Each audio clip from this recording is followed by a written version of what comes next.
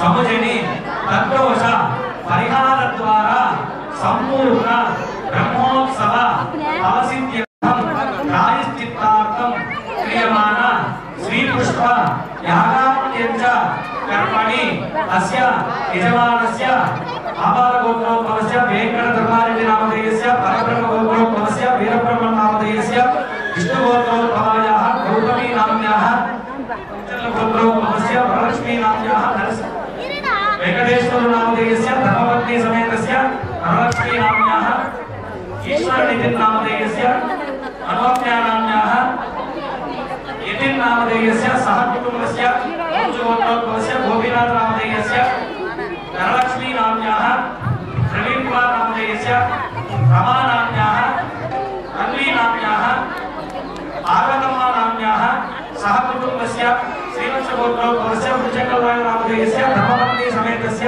सुजाता नाम्याः उदय नामधेयस्य रोहित नामधेयस्य सहकुटुम्बस्य शिवगोत्रोद्भवस्य गजेन्द्र नामधेयस्य सहकुटुम्बस्य मम कुटुम्बस्य क्षेम स्थैर्य धैर्य वीर्य विजय अभय आयुः आरोग्य ऐश्वर्य अभिवृद्ध्यर्थं धर्मार्थ काममोक्ष चतुर्विध फलपुरुषार्थ सिद्ध्यर्थं एतत् श्रीपुष्प यागम् आचार्यमुखेन अहं कारयिष्ये सर्वं श्री कोनेटिराय स्वामी पादारविन्द अर्पणमस्तु। गोविंदा गोविंदा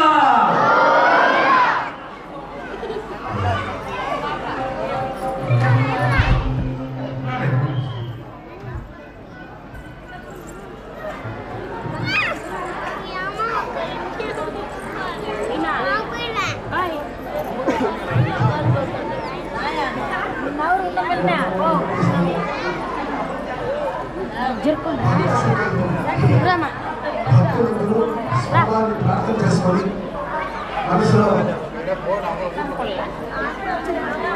అందరూ చెప్పాలి.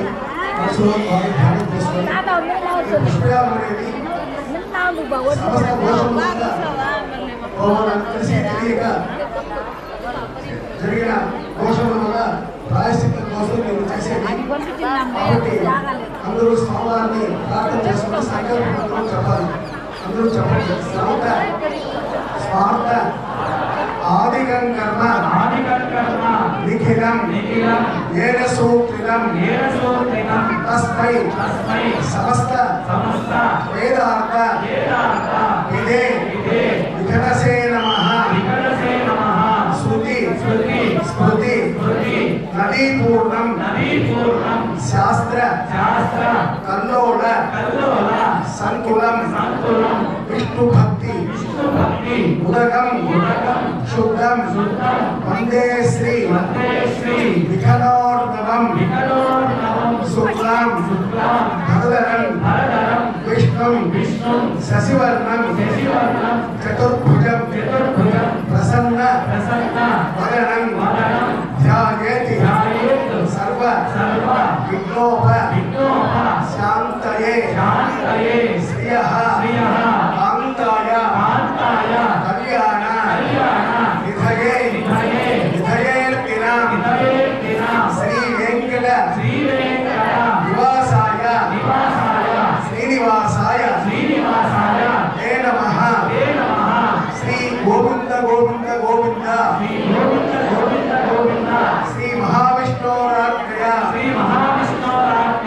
ప్రవర్తమానస్య అద్య బ్రహ్మణః ద్వితీయ పదార్థే శ్రీ శ్వేత వరాహ కల్పే వైవస్వత మన్వంతరే కలియుగే ప్రథమపాదే జంబోద్వీపే భారతవర్షే భరతఖండే మేరోః దక్షిణ దిగ్భాగే శ్రీ వెంకటాచల उत्तर प्रदेशे भगवतालये भगवते भागवत आचार्याणां सन्निधौ अस्मिन् वर्तमाने व्यावहारिके चांद्रमानेन अस्य प्रभवादि सृष्टि संवत्सराणां मध्ये श्री क्रोधिनाम संवत्सरे उत्तरायणे वसंत ऋतौ वैशाख मासे कृष्णपक्षे द्वितीयायां शुभतिथौ वासरः वासरस्थो स्थिरवासर युक्तायां शुभनक्षत्र शुभयोग शुभकरण एवं गुण विशेषण विशिष्टायां अस्यां शुभतिथौ मम सह कुटुंबस्य सपुत्रकस्य सभ्रात्रकस्य सभान्तवस्य क्षेम स्थैर्य वीर्य विजय अभय आयुः आरोग्य ऐश्वर्य अभिवृद्ध्यर्थं धर्मार्थ काम्यमोक्ष चतुर्विध फल पुरुषार्थ सिद्ध्यर्थं बाल्य यौवन कौमार वार्तिकेषु रहसि प्रकाशे च अनेक जन्मको इह जन्मनि च एकक्षण पर्यन्तं लक्ष्मीनारायण प्रीत्यर्थं అందరూ తమ పేరు గోత్రము పిల్లల పేర్లు బంధువుల పేర్లు మనసులో సంకల్పం చేసుకుని అందరూ ప్రార్థన చేసుకుని ధ్యానం చేసుకోండి.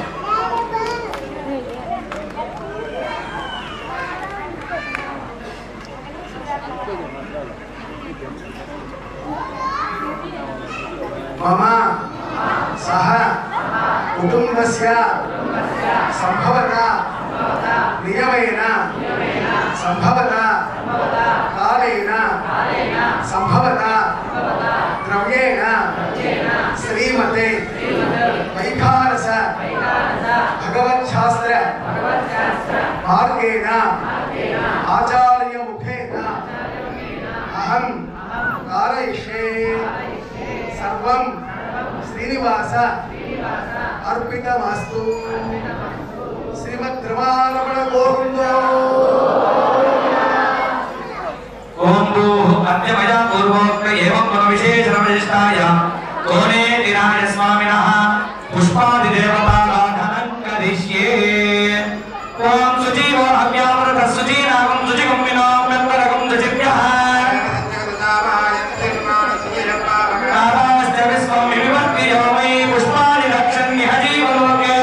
पुष्पे पुरहमावाहयामि पुष्परक्षकमावाहयामि अधिवासमावाहयामि अधितमावाहयामि पुष्पाधिष्ठितकुल्हाय नमः वीरमासनं भाग्यं समर्पयामि अर्घ्यं समर्पयामि आचमनीयं समर्पयामि औपचारिकस्नानं समर्पयामि लोकवस्तोत्तरीयाभरण अलङ्करणार्थं पुष्पाक्षतानि समर्पयामि गन्धमालेपयामि ओम पुरुषाय नमः पुष्परक्षकाय नमः हरिताय नमः अधिवासाय नमः नानाविध परिमलपत्र पुण्यपुष्पार्चनं समर्पयामि परिमल धूपः ग्रापयामि परिमल धूपः ग्रापयामि प्रत्यक्ष दीपं दर्शयामि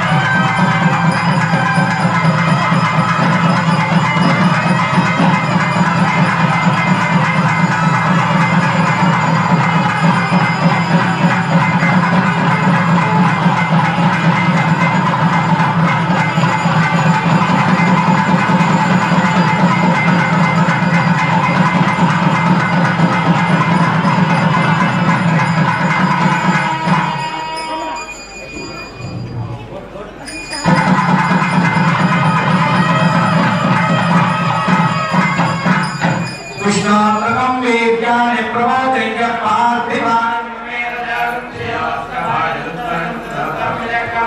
वेदोर्गायो विष्णोरनाथमसि विष्णो पृष्ठमसि विष्णाद्य प्रहेस्तो विष्णो ध्रुवमसि वैष्णवमसि विष्णवे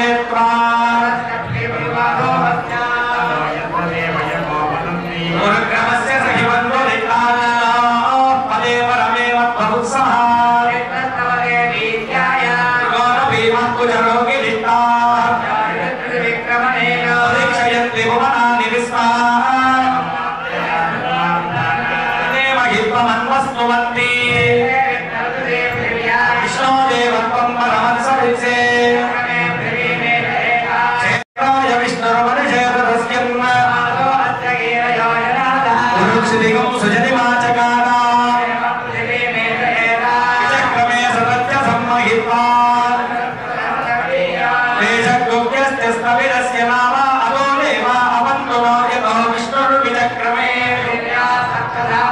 इदं विष्णुर्विचक्रमे त्रेधानि तथे पदौ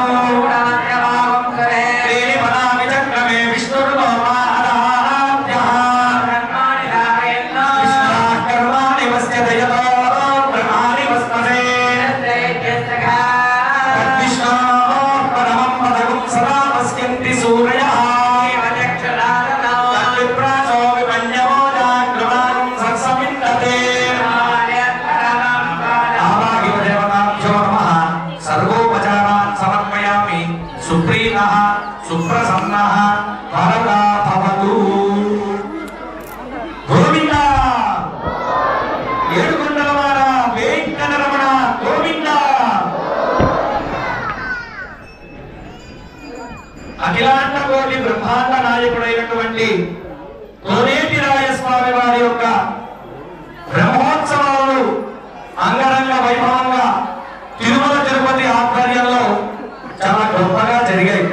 కానీ ఈ 9 రోజుల పాటు తెలిసో తెలియకో ఏవైనా దోషాలు జరిగి ఉంటే అవన్నీ కూడా తొలగిపోవడం కోసం చేసేటువంటిదే ఈ శ్రీ పుష్ప యాగం. తెలిసి తెలియక జరిగినటువంటి దోషాలన్నీ కూడా తొలగిపోయి మనం చేసినటువంటి బ్రహ్మోత్సవ పరిపూర్ణ ఫలం మనందరికీ దక్కాలి అని ప్రాయశ్చిత్తంగా చేసేదే ఈ శ్రీ పుష్ప యాగం అంటారు.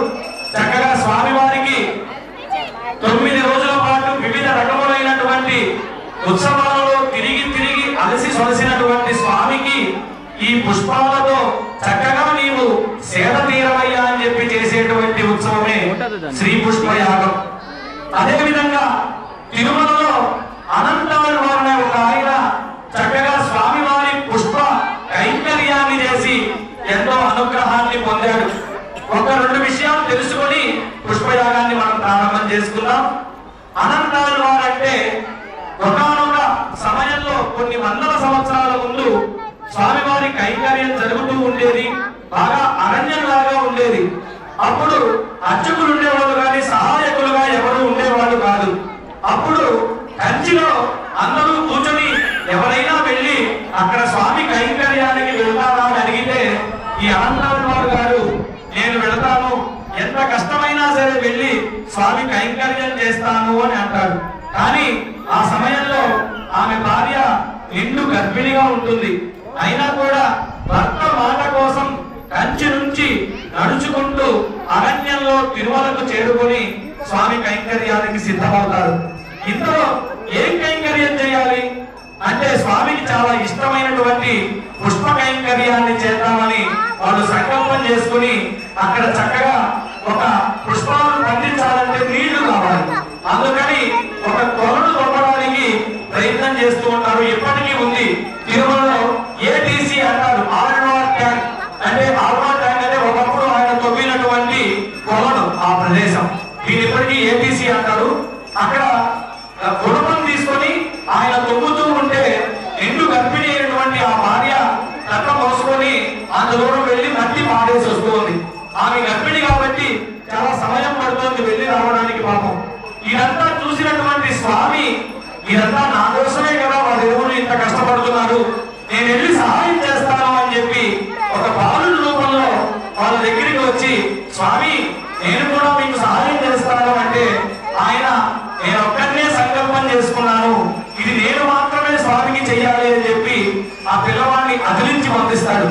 ఆ పిల్లవాడు ఏం చేస్తాడు? అమ్మ దగ్గరికి వెళ్ళి, అమ్మ నీవు నిండు గర్భిణిగా ఉన్నావు, ఇబ్బంది పడుతున్నావు కదమ్మా, ఈ కట్ట నేను అందుకుంటానంటే పాపం ఆమె వల్ల కాక ఆ కట్ట అబ్బాయికి ఇస్తుంది. ఆ అబ్బాయి ఆదేశి వస్తున్నాడు. ఈ భర్తకి సందేహం వచ్చింది, ఇప్పుడు దాకా చాలా ఆలస్యం అవుతుంది నా భార్య వెళ్ళి రావడానికి, ఇప్పుడేమో అలా వెళ్ళి నా వచ్చేస్తోంది, ఏంటి అసలు విషయం అని చెప్పి ఆమెని వెంబడిస్తే ఆమె కొంత దూరం ఆ కట్ట తీసుకెళ్లి ఆ పిల్లవాడికి ఇచ్చేస్తుంది. వెంటనే ఈయన కోపం వచ్చింది. కోపం వచ్చి ఈయన చేతిలో ఉన్నటువంటి కట్టపాలని ఆ పిల్లవాడి మీదకి విసిరేస్తాడు. అది నేరుగా ఆ పిల్లవాడి కట్టానికి తగులుతుంది. పరిగెత్తేస్తాడు భయంతో. ఈయన కూడా ఎలాగైనా పట్టుకోవాలి అని పరిగెడతాడు. అలా ఆ పిల్లవాడు ఆలయంలోనికి వెళ్ళిపోతాడు.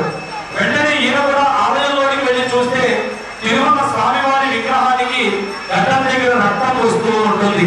అయ్యో, వచ్చింది స్వామిలాగే ఉన్నాడే, నేను ఎంత తప్పు చేశానో అని అప్పుడు ఆ స్వామికి పచ్చకర్పూరాన్ని అక్కడ పెడతాడు. అందుకే ఇప్పటి వరకు కూడా స్వామికి గడ్డానికి పచ్చకర్పూరం పెట్టడం ఆనవాయితీగా వస్తుంది. ఇలా జరిగింది. ఆయన సంతోషపడ్డాడు స్వామి వచ్చాడని.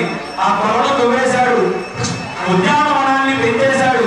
చక్కగా రోజు స్వామికి పుష్పాలు అందజేస్తున్నాడు. అమ్మవారికి ఒక కోరిక కలిగిందట.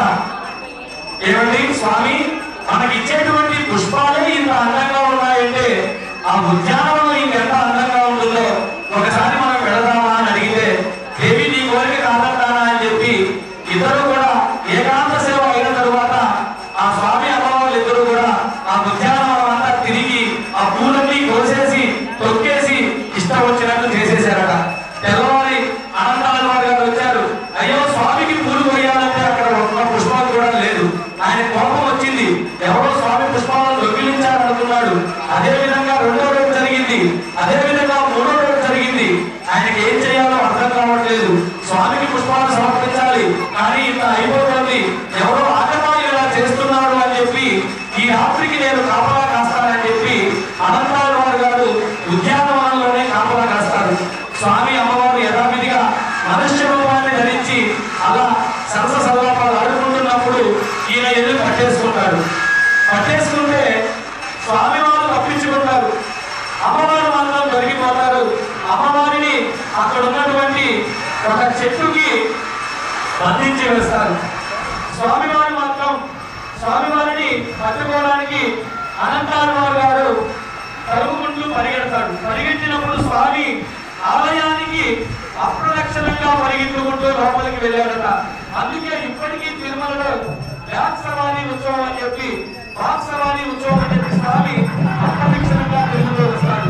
అలా తిరుగుతూ వచ్చినటువంటి స్వామి లోపలికి వెళ్ళిపోయాడట. అలా లోపలికి వెళ్ళిపోయిన తర్వాత ఆ తెల్లవారిందట. అర్చకులంతా వెళ్ళి తలుపు తీసిన వెంటనే స్వామికి వక్షస్థలంలో అమ్మవారు కనిపించలేదట. అర్చకులంతా భయపడిపోయారట. స్వామి ఏం జరిగిందో ఏమో అని వెతుకుతూ ఉన్నారట. ఇంతలో స్వామి విగ్రహంలోంచి ఒక మాట వచ్చి, అమ్మవారిని అక్కడ అనంతారు వారు బంధించి ఉన్నారు, అక్కడికి వెళ్ళి తీసుకురండి అని చెప్పాడట. వెంటనే అర్చకులంతా వెళ్ళి, ఆయన ఈ బంధించింది ఎవరినో కాదు అమ్మవారిని అని చెప్పిన వెంటనే ఆయన భయపడిపోయి ఆ అమ్మవారికి నమస్కారాలు చేసుకుని తెలియక చేసిన అపరాధం అని చెప్పి వెంటనే అక్కడ ఉన్నటువంటి ఉద్యానవనంలో ఉన్నటువంటి పూలన్నీ కోసి ఒక బుట్టలో వేసి ఆ బుట్టలో అమ్మవారిని కూర్చోబెట్టుకుని నెత్తిన పెట్టుకుని తీసుకువెళ్ళి స్వామికి ఇచ్చాడట. ఎలాగైతే కన్యాదానం వెళ్ళినప్పుడు మేనకోడల్ని మోసుకొని వెళ్తారో అలా మోసుకు వెళ్ళి స్వామికి ఇచ్చాడు కాబట్టి స్వామి వరమించాడట. అయ్యా, నా భార్యను నువ్వు బుట్టలో తీసుకొచ్చి నాకు అందించావు కాబట్టి ఇవాళ నుంచి నువ్వు నాకు మామ అవుతావు అని చెప్పి ఆయన్ని అనుగ్రహించి నీకు తిరుమలలో కైంకర్య భాగం లభిస్తుంది అని చెప్పి చివరికి మోక్షాన్ని ఇచ్చాడట స్వామి. అంతటి శక్తి ఈ పుష్ప కైంకర్యానికి ఉంది. అలాంటి స్వామి అనుగ్రహం మనందరికీ కలగాలని చెప్పి ఈ పుష్పయాగాన్ని ఇవాళ మనం జరిపించుకుందాం. గోవింద నామంతో ముందుకు వెళ్దాం. గోవింద